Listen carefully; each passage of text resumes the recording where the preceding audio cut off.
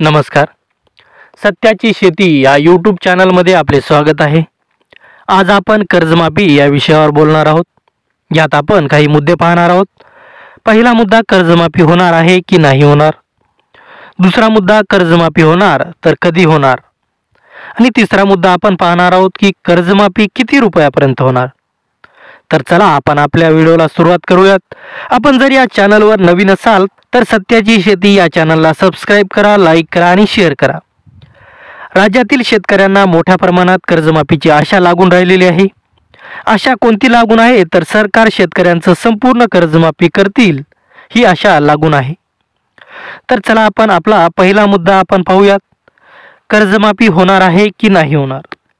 ज्यावेळेस देवेंद्र फडणवीस राज्याचे उपमुख्यमंत्री होते आणि विधानसभेची निवडणूक लागली होती आणि देवेंद्र फडणवीस यांनी एका सभेमध्ये शेतकऱ्यांची संपूर्ण कर्जमाफी करू असं सांगितले होते. आणि आज शेतकरी देवेंद्र फडणवीस शेतकऱ्यांची कर्जमाफी करतील या आशेवर शेतकरी बसले आहेत. आणि दुसरीकडे भाजपच्या जाहीरनाम्यात सुद्धा शेतकऱ्यांची संपूर्ण कर्जमाफी करू असं म्हटले होते.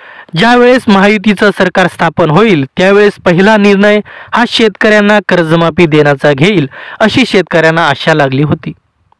परंतु राज्य सरकारने पहिल्या मंत्रिमंडळाच्या बैठकीत सरकारने या निर्णयाकडे एक प्रकारे कानाडोळा करत म्हणजे जवळपास 2 ते 3 महिने झालं राज्य सरकारने अधिकृत भूमिका याबद्दलची जाहीर केलेली नाही. फक्त 5 वर्षात आम्ही कर्जमाफी शेतकऱ्यांची करू असं आम्ही आश्वासन दिलं होतं आणि ते पूर्ण करण्याचा आम्ही प्रयत्न करू असं काहीतरी सांगून वेळ काढण्याचा प्रयत्न आतापर्यंत राज्य सरकारकडून करण्यात आला आहे. आणि त्यामुळे राज्यातील शेतकऱ्यावर कर्जाचा बोजा सुद्धा वाढला आहे. यामध्ये बँकांची पण मोठ्या प्रमाणात गोची झालेली आहे. त्यामुळे शेतकऱ्याला बँक नव्याने कर्ज देत नाही. अधिवेशनाचा पहिला आठवडा संपला आणि या अधिवेशनात कर्जमाफी होईल अशी अपेक्षा होती, पण या अपेक्षावर पाणी फिरेल अशी आशा आहे.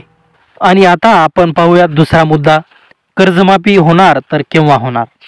10 मार्च रोजी राज्याचा अर्थसंकल्प सादर होणार आहे आणि राज्याचे अर्थमंत्री अजित पवार यांनी याआधीही राज्यातील शेतकऱ्यांच्या पाठीमागे सरकार भक्कमपणे उभा असेल असे सांगितले होते. आणि दुसरीकडे देवेंद्र फडणवीस सुद्धा म्हणत आहेत की आम्ही सुद्धा शेतकऱ्यांच्या पाठीशी आहोत. परंतु मुख्यमंत्री देवेंद्र फडणवीस यांनी कर्जमाफीच्या मुद्द्याला कधीही हात घातलेला नाही. आता शेतकऱ्याला आशा लागलेली आहे की राज्याचे अर्थमंत्री अजित पवार अर्थसंकल्पात शेतकऱ्यांना कर्जमाफी देतील. परंतु राज्य सरकारकडून या संदर्भात कुठलीही हालचाल करण्यात आलेली नाही. भाजपचे आमदार सुधीर मुनगंटीवार यांनी अधिवेशनात शेतकऱ्यांविषयी काय म्हणाले ते आपण थोडक्यात बघूयात. सुधीर मुनगंटीवार असे म्हणाले की 10 तारखेच्या अधिवेशनामध्ये ही कर्जमाफीची घोषणा होईल असं त्यांनी म्हटले आहे. पुढे त्यांनी हे पण म्हटले आहे की निजामाच्या तावडीतून सुटलो आणि अधिकाऱ्यांच्या तावडीत सापडलो असं दुःख कोणाच्याही वाटेला येता कामा नये. त्यांनी सभापतींना सांगितले की शेतकऱ्यांच्या हितासाठी केलेल्या काही योजनांना स्पर्श केला, पण आज महाराष्ट्रामध्ये आपल्या एकूण ग्रॉस स्टेट डोमेस्टिक प्रोडक्टमध्ये कृषी क्षेत्राचं योगदान कमी झालेलं आहे. आणि 2011च्या लोकसंख्येनुसार आपण जर विचार केला तर महाराष्ट्रामध्ये सर्वात मोठा रोजगार देणारा म्हणजे 2,60,00,000 शेतकऱ्यांच्या शेतीवर अवलंबून आहे.